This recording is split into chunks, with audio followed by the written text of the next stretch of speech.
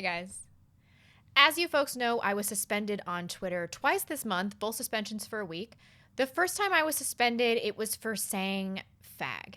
The second time, it was for a months-old response to the Wilshire police that were requesting that citizens report online hate crimes, but they're failing to prosecute Muslim rapes within their own community. I figured I would be suspended before December 18th. I even tweeted that it was coming since my video on civic nationalism caused all sorts of people on the right and the left to start reporting my tweets. A lot of people told me to just lay low, keep my mouth shut on Twitter, so that my account is not permanently suspended, but I was not gonna do this because why should I bother? I knew it was not a sustainable way to communicate with my audience and that it was just a matter of time before I got suspended, so I kind of went out in a blaze of glory. There's this dude that claims to have gotten me suspended, and his timeline is filled with months and months of obsessive tweeting at me and taking responsibility for my being locked out of my account.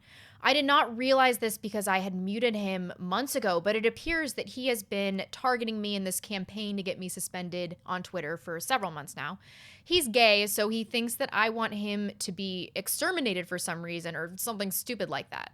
He's seemingly an emotionally frail gay man. Imagine my shock. But who knows if this is even why I got suspended, because people from the left and the right were after me after I spoke out against your precious delusion of civic nationalism. I have gotten more death and rape threats this week on Twitter than I ever have before, which of course are never promptly dealt with and are rarely even found to be in violation of Twitter's oh-so-strict terms of service. This week, an account was tweeting bondage pictures to me with explicit and specific information about how they would rape me. I cut this off a bit because it was so graphic, but that picture on the right is a bound and gagged woman. I looked into this guy's account and it had really, really creepy stuff. He tweeted this picture, and this was one of many examples, some were much more sexual than this, of this little girl that can't be older than 7 or 8. He then talks about all of the children's picture he has on his hard drive, then alludes to having sex with them, then about abducting them. These tweets and the account were up for days before finally being suspended. Several of us, and thank you for those of you that did this, had to report most of his tweets, and even then, it took a while to get his account taken down. Both Twitter and YouTube don't seem to care about pedophilia, but have channeled all of their resources into shutting down conservative platforms. They really do believe that society's #1 problem is racism and that perceived racist accounts are the most important to be dealt with, high above pedophiles and even those that threaten to rape and murder. People have been trying to get these disturbing YouTube pedophile accounts shut down for about 4 years, and they're just now dealing with it because advertisers were alerted. But my videos, once released, are almost always demonetized immediately. Then on Twitter, some angry racist black chick threatened to lynch me a few days ago, so I reported that tweet. Twitter eventually locked her out of her account for a week, but she'll be back to full functionality at the end of the week, despite issuing a threat to murder me. But I get suspended indefinitely despite evidence of targeted harassment without any reason or recourse, and obviously I've never made a threat like this. It's clear that a conservative calling someone a fag or ugly is a violation of Twitter's terms of service, whereas death threats and rape threats from minorities and leftists are a lesser priority. But then again, Bering has been suspended, so has Bunty, Baked Alaska, Sargon, and now Patty Politics. From what I can tell, although I'm not super familiar with their work, so I hope I'm not mischaracterizing them, but Patty Politics and Bunty seem to be inoffensive centrists, maybe even center-left. So I'm a little confused as to why more innocuous YouTubers are being targeted. I think they probably are getting flagged by individuals on Twitter as well. Of course, as I mentioned, Twitter didn't give me a reason. They didn't even email me to tell me that my account was permanently suspended, let alone why. I had heard nothing until I filed an appeal, which of course was denied within a matter of hours, even though it took days to get the pedophile rape threat account suspended, and the black girl that said that she's coming to lynch me, and in a previous tweet said that she lives in Seattle and she's going to come and find me. Well, she only gets locked out for a week. This is the danger of using leftist platforms. We all knew this when we got onto Twitter, and frankly, most of the people that I know, just like me, are waiting to get kicked off. And for what it's worth, I highly recommend the Blaze of Glory method of suspension. It felt pretty awesome. This all got me thinking about Twitter's business model. In what world does a company turn away customers?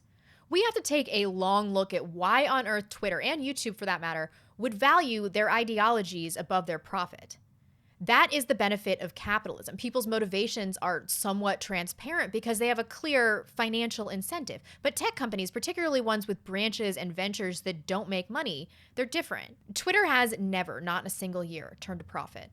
Twitter itself identifies risk factors in its quarterly SEC filings. I've linked this article below that highlights 12 of the most troubling risk factors as of 2 quarters ago, but Twitter lists 40 in their original SEC filings. We need to grow our user base. Twitter's first listed factor is the need to grow its user base and user engagement, because if it does not, our revenue, business, and operating results may be harmed. Since going public in 2013, this has been the main issue for the company. Twitter's user base has grown at a snail's pace. Growth for the last quarter was better than previous periods, but benchmarked against comparable social media services such as Facebook and Snapchat, it has been consistently disappointing. It's also worth pointing out here that there is believed to be a Trump bump in users during 2016, trailing off in early 2017, and user growth is now negative.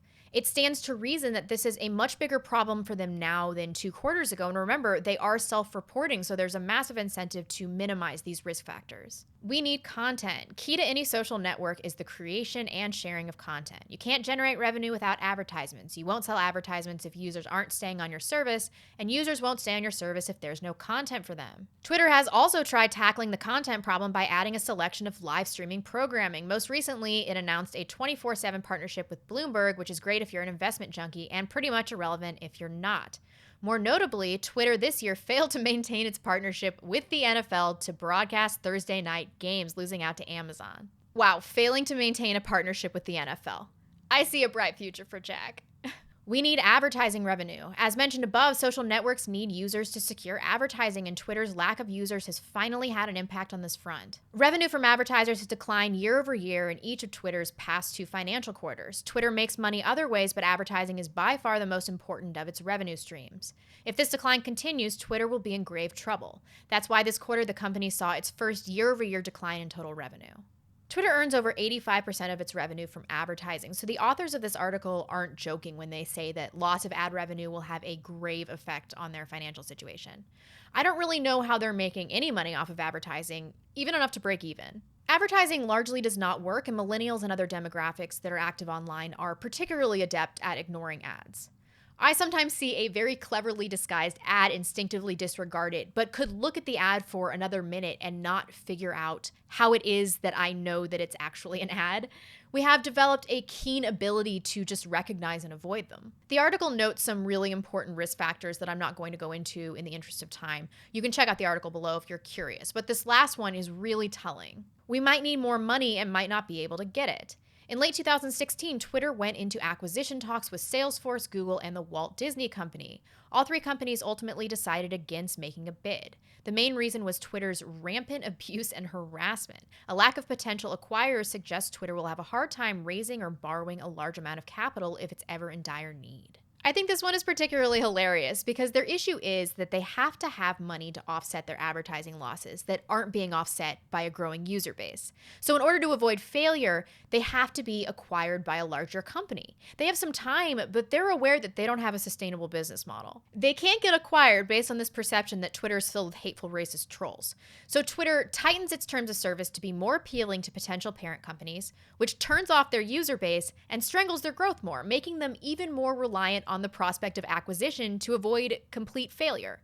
It's like they're struggling in quicksand, not to mention that they're going to lose Saudi money for obvious reasons. But the biggest reason that Twitter will not survive, I bet even the next 5 years, is that kicking people off a platform for being edgy is decidedly uncool.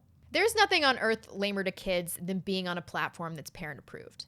When I was growing up, and I'm confident that this is the situation in previous generations and will be in future generations, there's a huge allure to the banned, to the naughty. And if something was banned, we would find it anyway. We'd seek it out when we otherwise wouldn't have, and we'd tell people about it. Twitter, if they successfully become the kind of company that's suitable for acquisition, will have become a super gay platform that no one even goes to for memes. It used to be like the Wild Wild West. You could say anything. And you know, the biggest irony here is that they're banning people for creating a hateful environment and divisiveness, which consequently is turning Twitter into a left-wing echo chamber and is driving all of us to other platforms, which will certainly be right-wing echo chambers. Forging an even greater divide between the left and the right We hate each other so much that we cannot even exist in the same digital space from the comfort of our own homes. And while I'm ranting, another irony is that I was going to quit YouTube when I start a family this upcoming year, and now I have this revived interest in fighting against these dumbasses. If leftists would have not reported my account, I really would have just fizzled out, slipped into oblivion and family life next year as planned, and they would have gotten what they wanted, which is my silence. Now I have all this renewed energy and motivation, you idiots. Even if the same people that managed to get my Twitter account banned get my YouTube account banned as well, it's not like this is going to stop me. I'm going to have a bunch of kids and I'm going to instill them with all of these philosophies. And isn't that your worst fear? Isn't that unknown future generation of little blondes scarier to you than me spreading ideas on the internet right now? And guess what? There's nothing you can do to control that. I am being driven further and further right by the left. I'd imagine that your average person is as well. They should continue to do this, continue to outright censor us, to delete our platforms with no reason or notice. It makes it clear what their intention is, and then we can deal with them properly. They're showing us what their motivations are, and we should listen. Not to mention, when they do this, they bring people to our audience. The Streisand effect is real. People see that I was controversial enough to get kicked off Twitter, and they come to my Minds or Gab account, which I've linked below, and they subscribe to my YouTube channel. Look at Milo. Jack acted like suspending Nero was going to destroy him, but that only works if people get discouraged, which alternative media tend not to. We have all built our platforms from the ground up. We know how to do it. We can do it again on another platform. Not to mention that we face daily threats and harassment, so we just aren't as fragile as you are. After Milo's giant Twitter account was suspended, he was not concerned and managed to come out of all of this, including his notorious scandal, with a very well-received New York Times bestseller and a sold-out world tour. He's more popular than ever before with a minimal YouTube presence and no Twitter presence at all because he's his own brand. Not that that's what I want. I'm actually relieved that I don't have to invest time into Twitter anymore. Plus, I was expecting this to happen. I should have always invested the huge amount of time that I spent on Twitter into my channel, but I got stuck on these little releases instead of putting more into my larger projects. These leftist tech giants that think that they can silence us by kicking us off their platforms are delusional.